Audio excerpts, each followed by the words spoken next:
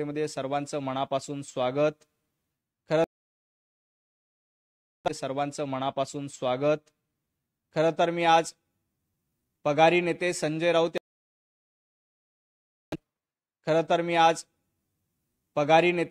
राऊत यांचं अभिनंदन करणार आहे। संजय राऊत यांचं यासाठी अभिनंदन करणार आहे की त्यांनी स्वतःला उभाटा गटाचा पक्षप्रमुख म्हणून घोषित केलंय। काल जेव्हा पत्रकार परिषद झाली तेव्हा मनसे सोबत युती करण्याची घोषणा असेल किंवा मनसे काँग्रेस सोबत येणार असल्याची घोषणा असेल, संजय राऊत स्वतः करतायत। आणि आणखी एक मुद्दा काल संजय राऊत यांनी सांगितला की उद्धवजी ठाकरे हे मल्लिकार्जुन खरगेंसोबत चर्चा करणार आहे, तर मी स्वतः राहुल गांधी यांच्यासोबत चर्चा करणार आहेत। म्हणजे उभाटा गटाचे राहुल गांधी म्हणजे संजय राऊत आहेत आणि उभाटा गटाचे मल्लिकार्जुन खरगे म्हणजे उद्धवजी ठाकरे आहेत।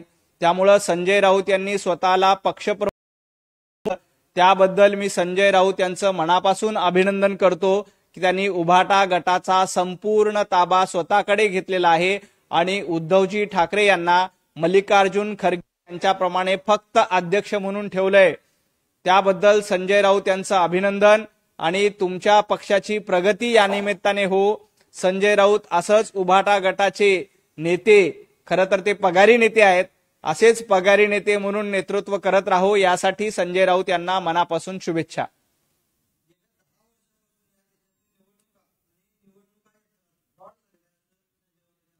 खरं तर जेव्हा जेव्हा निवडणुकीत यांचा पराभव होतो तेव्हा ते ईव्हीएम बद्दल शंका उपस्थित करतात, प्रश्न उपस्थित करतात।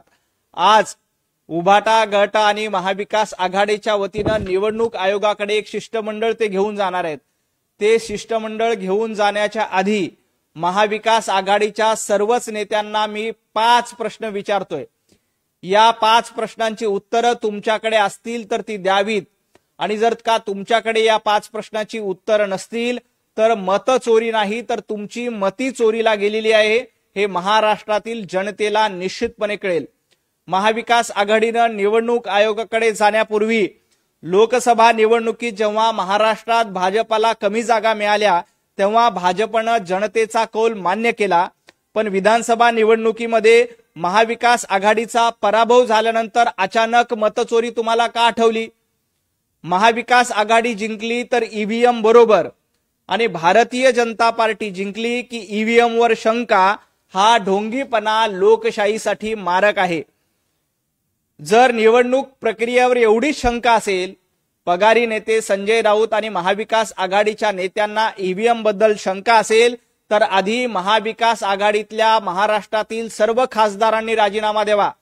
संजय राऊत यांनी आधी स्वतःच्या भावाचा राजीनामा घ्यावा, उभाटा गटाच्या सर्व खासदारांचा आणि आमदारांचा राजीनामा घ्यावा, मगच मतचोरी आणि मगच निवडणूक आयोगावर शंका घ्यावी। लोकशाहीच्या नावानं गळा काढणारी महाविकास आघाडीची लोक ही जनतेमध्ये जात नाहीत तर निवडणूक आयोगाकडे जातात। तुमच्यामध्ये हिम्मत असेल तर जनतेमध्ये जा, जनता जनार्दन तुम्हाला जशास तसं उत्तर दिल्याशिवाय राहणार नाही।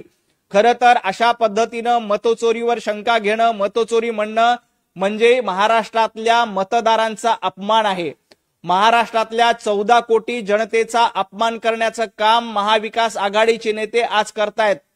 त्यामुळे तुम्ही महाराष्ट्राचा अपमान करणार असाल तर येणाऱ्या स्थानिक स्वराज्य संस्थांच्या निवडणुकीत, येणाऱ्या महापालिकेच्या निवडणुकीत महाराष्ट्रातील जनता तुम्हाला निश्चितपणे उत्तर दिल्याशिवाय राहणार नाही आणि अशा पद्धतीनं मतदारांचा अपमान करणाऱ्यांना जनता धडा शिकवेल। आणि या प्रश्नांची उत्तरं जर का महाविकास आघाडीकडे नसतील तर त्यांनी आपली मती चोरीला गेलेली आहे, मतचोरी झालेली नाही हे जाहीर करून टाकावं। एक मिनिट, संजय राऊतच्या आधी संपूया।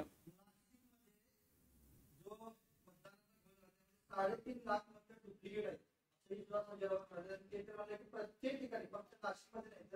प्रत्येक ठिकाणी सरासरी 3 ते 4 लाख मतं डुप्लिकेट। खरं तर संजय राऊत डुप्लिकेट आहेत। संजय राऊत यांचा पक्ष डुप्लिकेट आहे।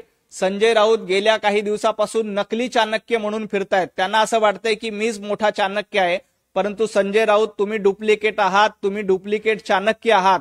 तुम्हाला मतचोरीबद्दल बोलण्याचा अधिकार नाही। जर नाशिकमध्ये 3.5 लाख मतांचा घोळ झाला असं तुम्हाला वाटत होतं तर त्यावेळेला तुम्ही शंका का उपस्थित केली नाही, त्यावेळेला तुम्ही चकार शब्द काढला नाही आणि आता तुमचा पराभव झाल्यानंतर तुम्हाला हे सगळे प्रश्न पडतात. संजय राऊत तुम्ही डुप्लिकेट आहात. मी फक्त ज्या व्यक्तीला देवेंद्र फडणवीसांना बोलावलं आहे त्यांच्यासोबत इतर जे दोन पक्ष आहेत त्यांना आम्ही निमंत्रण देणे कारण त्यांना आम्ही पक्षच मानत. खरं तर कालपर्यंत हेच संजय राऊत म्हणत होते की एकनाथजी शिंदे यांनी या मोर्चामध्ये सहभागी व्हावं. कालपर्यंत हेच संजय राऊत म्हणत होते की अजितदादा पवार यांनी या शिष्टमंडळामध्ये सहभागी व्हावं आणि आज म्हणतायत की आम्ही त्यांना पक्षच मानत नाही. संजय राऊत एका भूमिकेवर तरी ठाम राहा. त्या दुतोंडी मांडगुळासारखं दोन दोन भूमिका जाहीर करू नका. काल तुम्ही असं म्हणत होता की अजितदादा पवारांनी या शिष्टमंडळामध्ये सहभागी व्हावं आणि आज अजितदादांचा पक्ष तुम्हाला पक्ष वाटत नाही. काल एकनाथजी शिंदे यांना आव्हान करत होता की तुम्ही या शिष्टमंडळात यावं आणि आज म्हणताय की तुमचा पक्ष नाही. लोकसभेला तुमची वेगळी भूमिका होती, विधानसभेला तुमची वेगळी भूमिका आहे. अशा पद्धतीचं ढोंगी राजकारण आणि दुटप्पी राजकारण करू नका.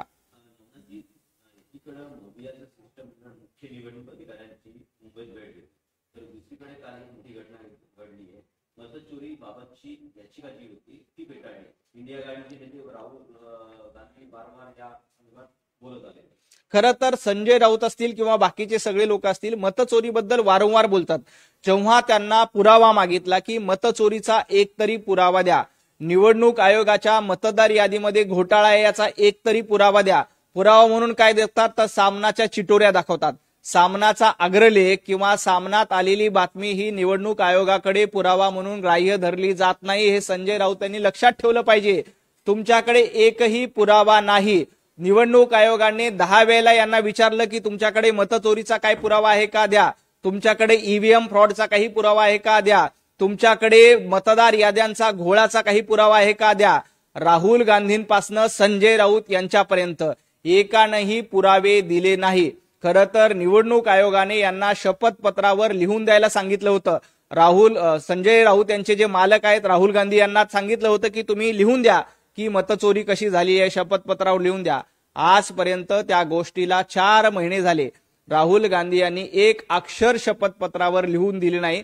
त्यामुळे कोर्टाने अशा पद्धतीच्या याचिका फेटाळल्यात. निवडणूक आयोग देखील अशा पद्धतीचे फोल दावे निश्चितपणे फेटाळेल. जनतेच्या कोर्टाने यांना धडा शिकवला. जनतेच्या न्यायालयामध्ये यांचा पराभव झाला. येणाऱ्या महापालिका निवडणुकीत जनतेचं न्यायालय समोर आहे आणि जनता पुन्हा यांचा पराभव केल्याशिवाय राहणार नाही. लोकसभेत 40 ते 50 जागा चोरण्यात आल्या नाही तर भाजप सरकार या देशात आलंच नाही. 40 ते 50 जागा चोरल्या म्हणणाऱ्या संजय राऊत यांच्याकडे 40 ते 45 कार्यकर्ते आहेत का हे त्यांनी सांगावं. ज्यांच्याकडे 40-45 कार्यकर्ते नाहीत, तुमचा पक्ष आता शिल्लक सेना झालेला आहे. उबाटा गटामध्ये 40 ते 45 आता महापालिकेला नगरसेवक मिळत नाहीत. तुम्हाला 40-45 उमेदवार मिळत नाहीत, तुम्ही काय 40-45 मतदारांच्या गोष्टी करतायत. संजय राऊत हे धंदे बंद करा.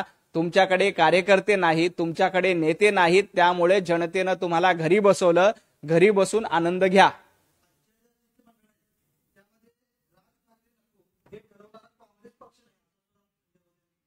खरं तर सन्माननीय राज ठाकरे यांनी या शिष्टमंडळात सहभागी व्हायचं का नाही घ्यावायचं याबद्दल मनसेने आपापला निर्णय घ्यावा. परंतु मला मनसेला आणि राज ठाकरे यांना देखील आव्हान करायचंय की ज्या पद्धतीनं फ्रॉड करण्याचं काम महाविकास आघाडीनं लोकसभेच्या निवडणुकीत केलं, ज्या पद्धतीनं उद्धवजी ठाकरे यांनी आपला पक्ष सोनिया गांधी यांच्या दावणीला नेऊन बांधला, राहुल गांधी यांच्या दावणीला नेऊन बांधला, त्या पद्धतीनं मनसेची भूमिका असणार आहे का? ज्या पद्धतीनं तुम्ही हिंदुत्ववादाची भूमिका मांडतायत, तुम्ही भोंग्या विरोधात भूमिका मांडतायत, तुमची भूमिका ही काँग्रेसला पटणार आहे का याचा विचार त्यांनी करावा. निवडणूक आयोगाबद्दल काही शंका असतील तर त्याचं उत्तर निश्चितपणे निवडणूक आयोग देईल. परंतु सन्माननीय राज ठाकरे यांनी काँग्रेस सोबत जायचं का, ज्यांनी स्वातंत्र्यवीर सावरकरांचा अपमान केलाय त्यांच्यासोबत जायचं का याचा ते निश्चितपणे विचार करतील.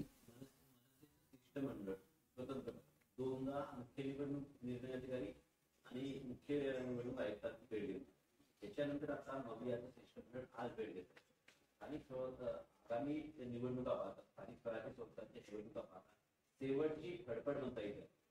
निश्चितपणे खरं तर आमचे वाघमारे साहेब हे अतिशय सक्षमपणे निवडणूक आयोगाचं काम करतायत, परंतु त्यांच्यावर शंका निर्माण करणं, त्यांच्याबद्दल प्रश्नचिन्ह उपस्थित करणं ही महाविकास आघाडीची दुटप्पी भूमिका आहे. अशा पद्धतीनं इथल्या यंत्रणांवर अविश्वास दाखवणं. खरं तर आज शरद पवार साहेब जाणार आहेत असंही मला देखील कळालं.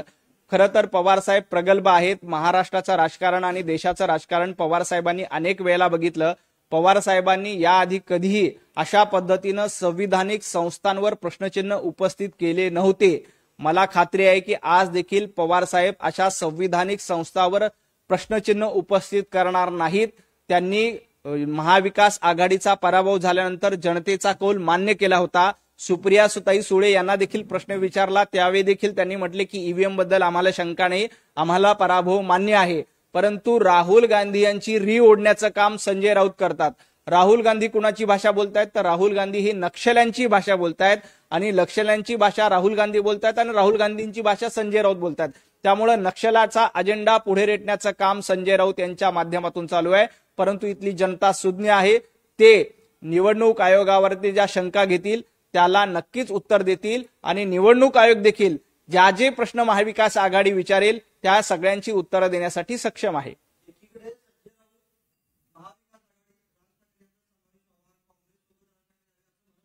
कालच वर्षा गायकवाड काँग्रेसचे नेते आहेत, त्यांनी वरिष्ठांच्या समोर मेळावा जातात सांगितले की काँग्रेसने स्वबळावर महापालिका निवडणूक लढवाव्या मुंबईच्या आणि मुंबईत जवळपास 227 वार्डात काँग्रेसची ताकद. खरं तर काँग्रेस मुंबईमध्ये स्वबळाची चाचपणी करते हे वेळोवेळी लोकांनी बघितलेलं आहे. परंतु गेल्या काही दिवसापासून काय झालंय, संजय राऊत स्वतःला राहुल गांधींच्या बरोबरीचे नेते समजू लागलेत आणि उद्धवजी ठाकरे यांना खरगे साहेबांच्या बरोबरीचे नेते म्हणून समजतात. त्यामुळं उबाटा गटाचे सर्वेसर्वा संजय राऊत झालेत आणि त्यामुळं ते राहुल गांधींशी काहीतरी चर्चा करत असतील. वर्षा गायकवाडांना कदाचित त्याची माहिती नसेल, कारण संजय राऊत फार मोठे विद्वान आणि फार मोठे नेते आहेत. ते आता खालच्या वर्षा गायकवाड असतील, हर्षवर्धन सपकाळ असतील किंवा मुंबईतले काँग्रेसचे नेते असतील यांच्याबरोबर चर्चा करत नाहीत. त्यांची चर्चा थेट राहुल गांधींसोबत असते. त्यामुळे कदाचित त्यांना ती जास्त माहिती असेल. काल असं म्हटलेलं आहे की राज ठाकरे जे येते आमच्यासोबत ते फक्त उद्या आणि भाजप विरोधात जे जे पक्ष आहेत त्यांना सोबत घेऊन वोट चोरी संदर्भात आम्ही एकत्र येतोय. भविष्यात तशी काही नांदी नाही असं त्यांनी स्पष्ट केलेलं आहे. खरं तर सन्माननीय राज ठाकरे आक्रमक हिंदुत्ववादाची भूमिका मांडतात. काँग्रेसला हिंदुत्ववाद कधीच चालत नाही. काँग्रेसला दाढ्या कुरवळण्यामध्ये जास्त आनंद आहे. काँग्रेसला पाकिस्तानचा उदो उदो करण्यामध्ये जास्त आहे. काँग्रेसला चीनचा उदो उदो करण्यामध्ये जास्त आनंद आहे. त्यामुळे राज ठाकरे ज्या पद्धतीनं आक्रमक हिंदुत्ववादी मांडतात, भारताची आक्रमक बाजू मांडतात, मराठी माणसाची बाजू मांडतात, काँग्रेसला हे पटणारच नाही. त्यामुळे काँग्रेस राज ठाकरे यांना त्यांच्यासोबत घेईल असं आम्हाला वाटत नाही. उद्धवजी ठाकरे यांनी हिंदुत्ववादाची भूमिका बदलली. उद्धवजी ठाकरे यांनी बाळासाहेब ठाकरे यांचे पूर्ण विचार धुळीला मिळवले आणि काँग्रेसच्या मांडीला मांडी लावून बसले. त्यामुळे उद्धवजी ठाकरे ज्या पद्धतीने वागले त्या पद्धतीने राज ठाकरे वागणार नाहीत असा आम्हाला विश्वास आहे आणि महाराष्ट्रातल्या जनतेला देखील विश्वास आहे. महापालिका निवडणुकीला जर सामोरे गेले त्यांना जर राष्ट्रवादी पक्षाची साथ दिली तर मग काँग्रेसचा काय असणार तेव्हा त्यांनी उत्तर देण्याचं टाळलं. जे त्यांच्या संकेत मिळतात असं होऊ शकतं. खरं तर त्यांच्याकडे उत्तरच नाही. काँग्रेसला देशाने नाकारलेलं आहे. आजपर्यंत काँग्रेसचा इतिहास बघितला तर जवळपास 100 निवडणुका काँग्रेस हारलेली आहे आणि येणारी मुंबई महापालिका निवडणूक ही 101वी निवडणूक असेल ज्यात काँग्रेसचा पराभव होईल. राहुल गांधी यांचं नेतृत्व पूर्णपणे अपयशी ठरलेलं आहे. काँग्रेसनं कितीही स्वबळाच्या बेडकुळ्या उड्या मारण्याचा प्रयत्न केला तरी त्यांना ते यश येणार नाही. मुंबईतली जनता महायुती सोबत आहे. मुंबईतली जनता देवाभाऊंच्या सोबत आहे. देवाभाऊंच्या नेतृत्वामध्ये मुंबईचा कायापालट झाला. तुम्हाला बघायचं असेल तर मेट्रो सुरू झाल्यानंतर रोज 1.5 ते 2.25 लाख मुंबईकर रोज मेट्रोनी प्रवास करतायत आणि या लोकांच्या आयुष्यामध्ये बदल घडण्याचं काम देवाभाऊंच्या नेतृत्वातनं केलं. तुम्हाला आठवत असेल बीडी चाळीचे घरं ज्याची किंमत महाविकास आघाडीचं सरकार असताना वरळीमध्ये आदित्य ठाकरे आमदार असताना 50 लाख रुपये ठेवली होती. आपलं सरकार आलं, महायुतीचं सरकार आलं, परवडणाऱ्या दरामध्ये मराठी माणसाला त्याच ठिकाणी देवाभाऊंच्या नेतृत्वानं घरं दिली. कोस्टल रोड सारखा चांगला प्रकल्प देवाभाऊंनी केलाय. अटल सेतू सारखा चांगला प्रकल्प देवाभाऊंच्या नेतृत्वात पूर्ण झालेला आहे. त्यामुळं देवाभाऊंचं नेतृत्व हे मुंबईकरांसह महाराष्ट्राला मान्य आहे. येणाऱ्या निवडणुकीत देवाभाऊंच्या नेतृत्वातील महायुती निश्चितपणे भरघोस मतांनी जिंकेल.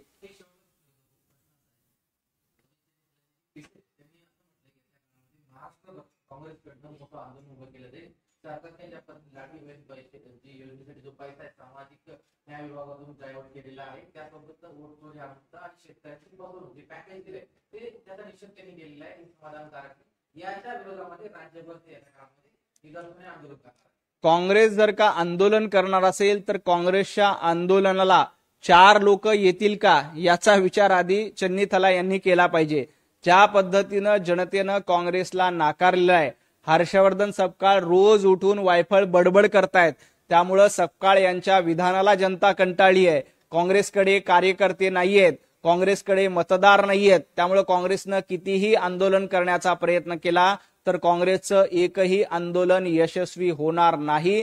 इथली जनता जनार्दन महायुतीच्या सोबत आहे. शेतकऱ्यांच्या प्रश्नावर काँग्रेसला बोलण्याचा अधिकार नाही. कर्नाटकमध्ये यांचं सरकार आहे, रोज 25 शेतकरी आत्महत्या कर्नाटकमध्ये करतायत.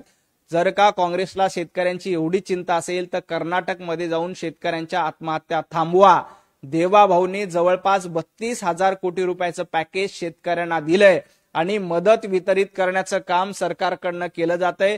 दिवाळीपूर्वी प्रत्येक शेतकऱ्यांच्या खात्यामध्ये ज्यांचं नुकसान झालंय त्या प्रत्येकाला नुकसान भरपाई मिळणार आहे आणि त्याची सुरुवात देवाभाऊंनी केली आहे. काँग्रेसला शेतकऱ्यांबद्दलचं प्रेम हे पुतना मावशीचं प्रेम आहे. त्यांनी शेतकऱ्यांच्या प्रश्नावर बोलू नये. खूप खूप धन्यवाद.